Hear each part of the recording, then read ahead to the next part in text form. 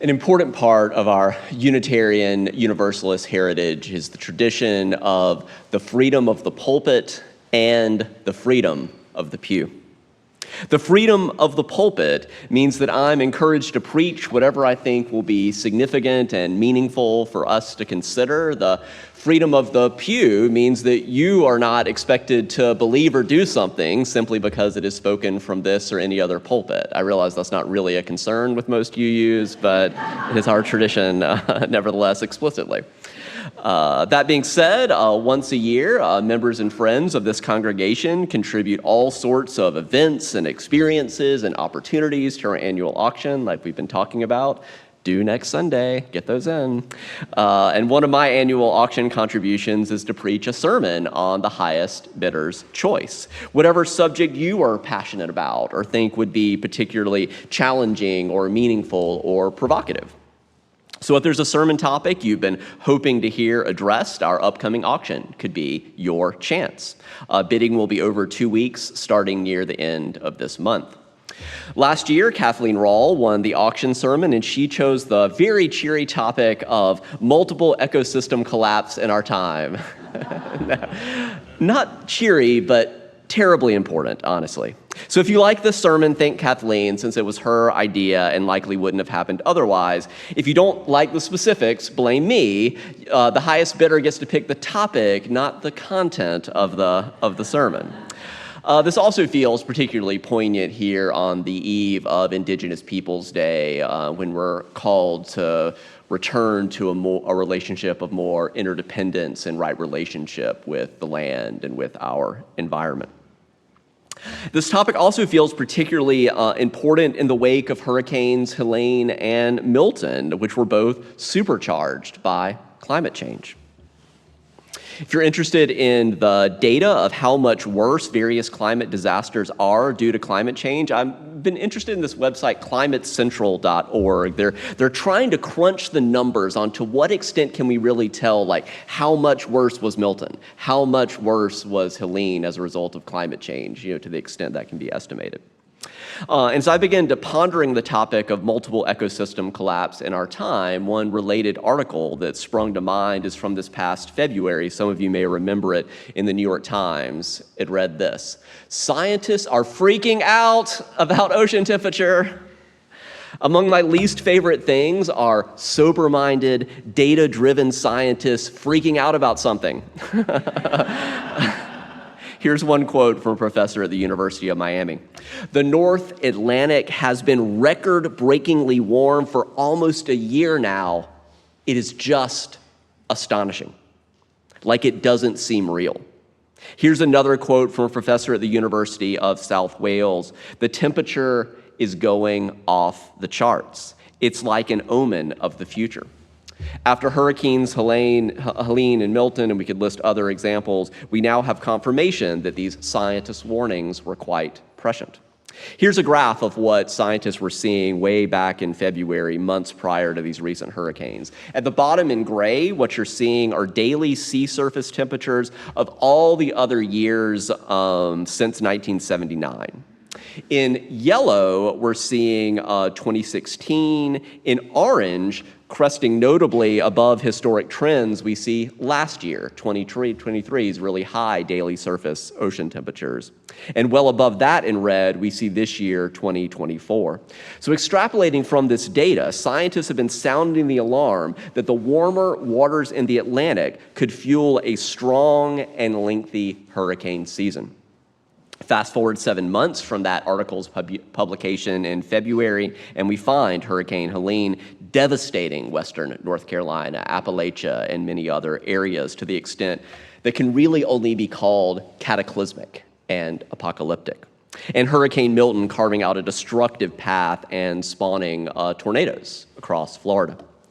I've spent significant time annually in Black Mountain and in Asheville, North Carolina for almost 4 decades, and the photos and videos that have been coming out are, at least to me personally, devastating, although nothing compared to those who are living through it, some of whom are told it's going to be another 6 weeks until you even have water. This is historic Biltmore Village underwater. According to the Washington Post, until Hurricane Helene, Asheville had seemed like this ideal place to escape the worst effects of climate change. In recent years, media outlets and real estate agents have been promoting Asheville as a, quote, climate haven because of its cooler than normal temperatures in the south and location far inland from the flooding pummeled coasts.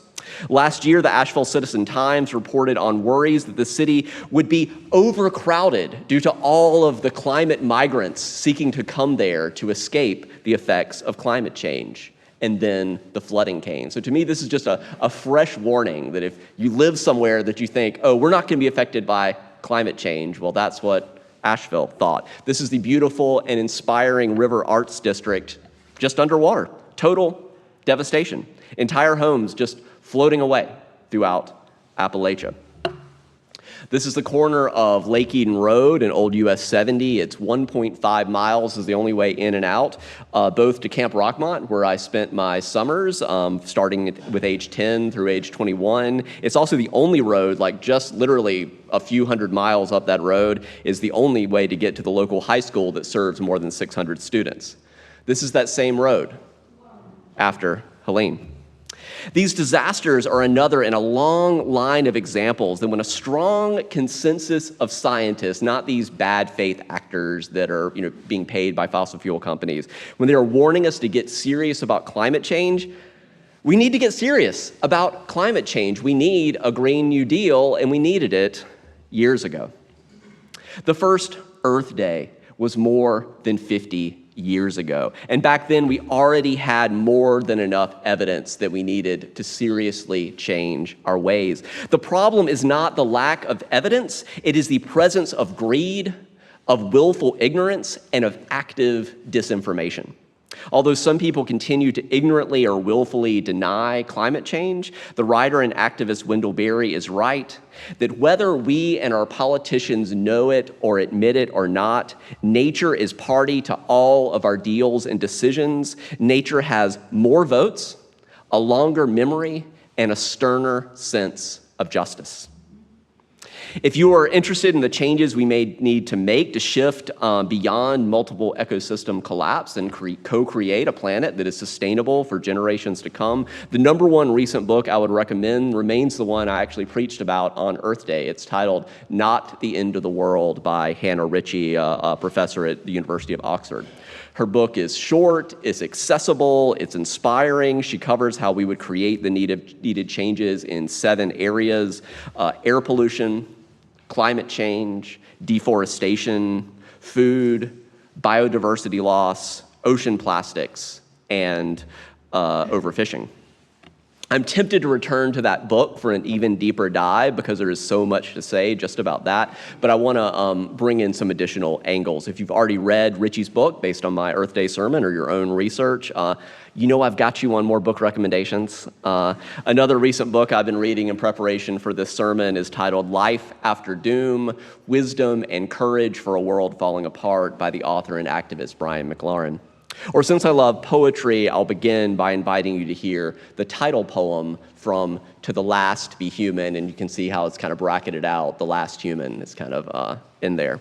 It's by Jory Graham. I don't love all the poems in this collection, to be honest, but I'm drawn to the concept, which is deeply attuned to our climate crisis. The earliest of the poems in this book were written at 373 parts per million of atmospheric CO2.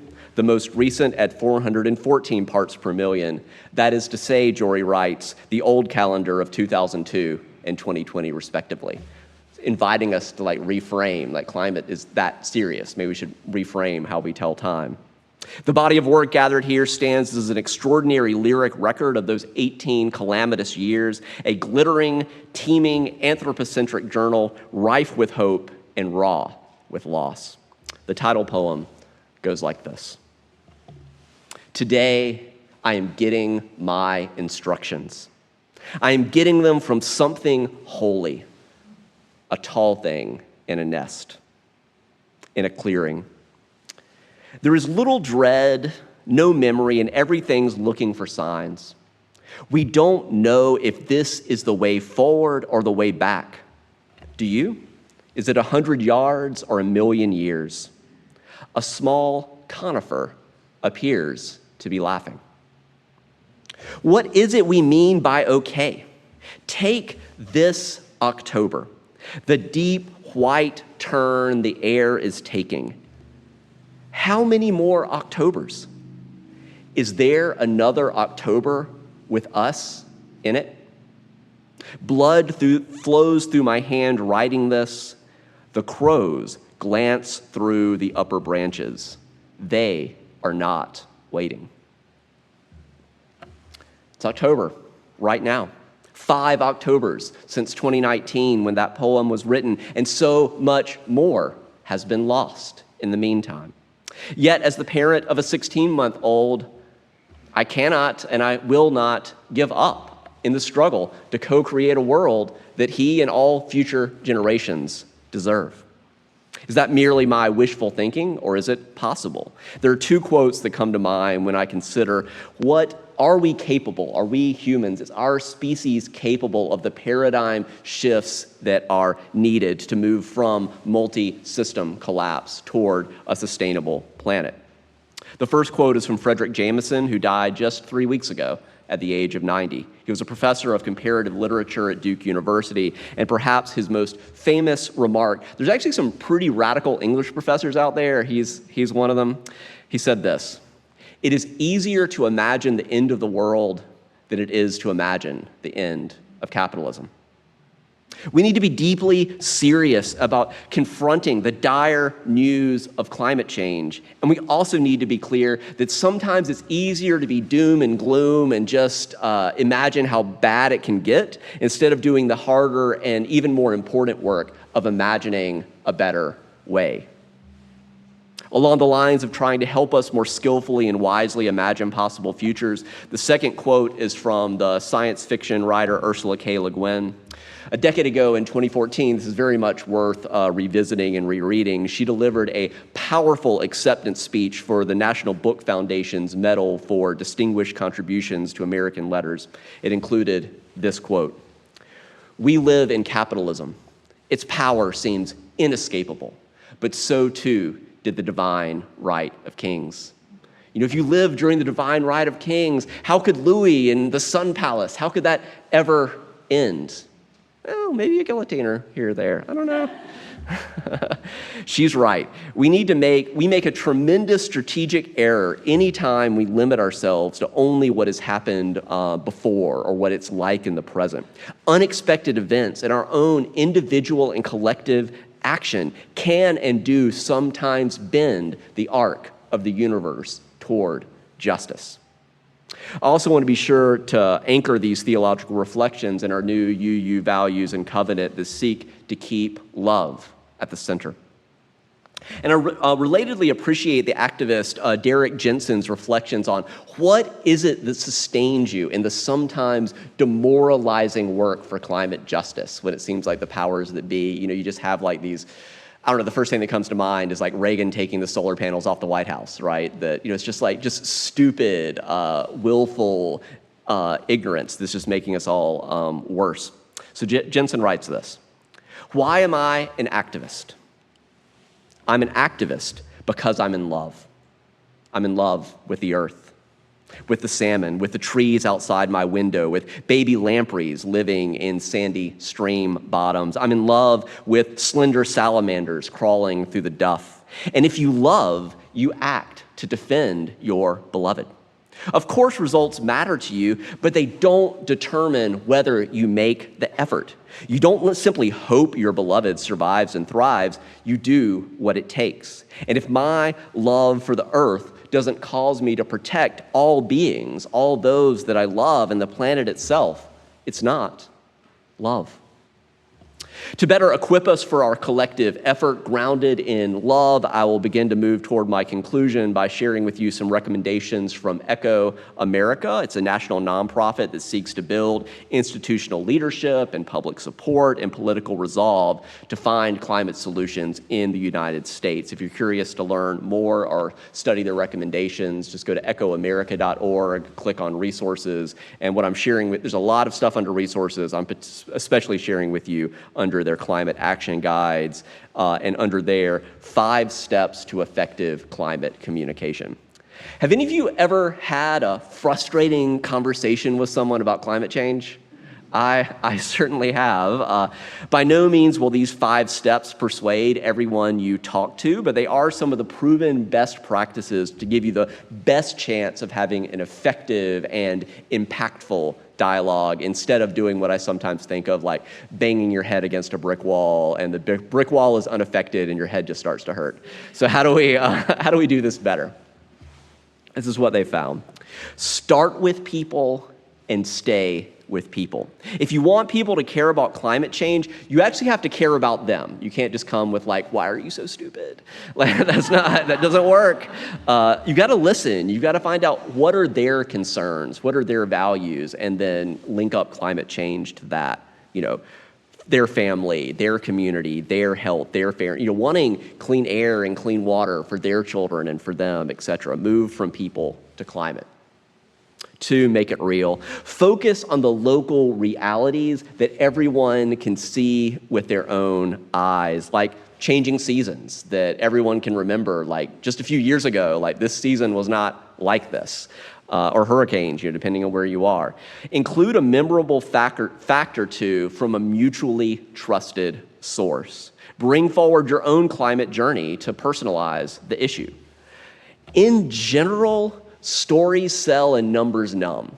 You might get lucky and actually engage with the rare people out there that can be convinced with like reason and numbers. They exist, but in general, stories sell. Focus on solutions and personal benefit. Many people don't realize that power plants are shifting from coal to solar and wind and battery energy storage systems. I would add here too, I know this is controversial, we need more nuclear power as well. I think that's really part of it, a new generation of smaller nuclear power plants. The best new cars and trucks coming from GM and Ford, the best ones are electric. It's not just about sacrifice. Solutions are here. They save money. They create good jobs. They clean our air. They protect our health and communities. And they don't just cede the green revolution to China, is another thing we could add in here. Inspire and empower. We need to move our neighbors from concern to action on climate. Of course, we're told we can't make a difference on climate change when the opposite is true. Every day, almost everything you do, how far you drive, what you eat, what you talk about when you're talking with people, that can all impact the solution for climate change and the people around you. So in general, ditch the doom and gloom. Our country can lead on climate solutions, and so can your state, your town, your family, and you. Finally, be thoughtful when talking about climate change. Give examples and ideas and steps people can take that are meaningful, that are accessible, that are relevant. Be sure to stay above the fray and don't get in this trap of arguing to refute false information. It's just like getting in the mud with, everyone's just gonna get dirty. Keep it simple, big picture, and focus on what's important, and end with your ask. What are you asking your audience or your interlocutor to do on climate? If you're not sure what your ask should be, spend some time later today or sometime soon when you have a chance in the resources section of echoamerica.org and notice what what you might ask of yourself, because it's going to have a lot more integrity if you've made this change yourself. What ask do you want to make of yourself? Do you want to make of others? What resonates with you most in this season of your life? If any of you try this out, I'll be interested to see how it goes, poorly, well, everywhere in between. For now, I'll give the final words to Jory Graham, a second poem from the collection To the Last Be Human. This poem is simply titled, Poem. The earth said, remember me. The earth said, don't let go. Said it one day when I was accidentally listening. Some of you may actually know what that's like. You're kind of out in nature and you accidentally hear something on your heart, on your mind, on your spirit. I heard it. I felt it like temperature. And all it said in a whisper was build tomorrow, make right befall. Although all things are present, a fact, a day, a bird that warps the arithmetic of perfection with its arc, passing again and again in the evening air, in the prevailing wind, making no mistakes. Your indifference is your principal beauty, the mind says all the time. I hear it. I hear it everywhere. The earth said, remember me. I am the earth, it said. Remember me. In that spirit, as we each continue to discern, how are we called to act individually and collectively in this season of our lives to co-create a world that is sustainable for all beings, for all future generations to come, for the earth itself. Let's rise and embody your spirit. In your teal hymnals, let's sing 1064, Blue Boat Home. The earth is our blue boat home. So I'll share with you one last thought. Some of you know the story that when the historical Buddha, Siddhartha Gautama, was to finally get awakened, he just sat under the Bodhi tree and he resolved, I'm not going to get up until I wake up. And so after he did, it's said that the mythical Mara came to try to convince him that he hadn't really gotten awakened. And I think this relates to, sometimes how are we showing up in our struggle for climate justice or our dialogues with people about climate change? Instead of arguing with Mara, it's said that the Buddha just reached down and touched the earth. And I think there's a lot that could be said about that. I'll say just two. One, I think it was a grounding. It was just grounding himself in the earth. And that's something we can do. If you're feeling really discombobulated or nervous, can you get outside? Can you ground yourself in the earth? But the second, I think it was a nod towards interdependence. One of the deep Buddhist teachings is that it's, as you've heard me say before, it's process and relationship all the way down. And I think that was also a gesture of feeling deep connection and interdependence with this planet. And I think when we come from that place of not just I'm like saving the earth out there, but I'm a sense of we, that the earth is part of me and I'm part of the earth, and acting out of that, I think, can also be sustaining in our work for climate justice. So as you prepare to go into the rest of this day and into the week to come, continue your journey with love. Care for one another and care for this one earth. Do justice and make peace. And as you go, whatever taste or touch you've had in this time in place of hope, of love, or peace, or joy, that goes with you out into the world. We're different for having spent this time together. May you live boldly, and may you live with thanksgiving.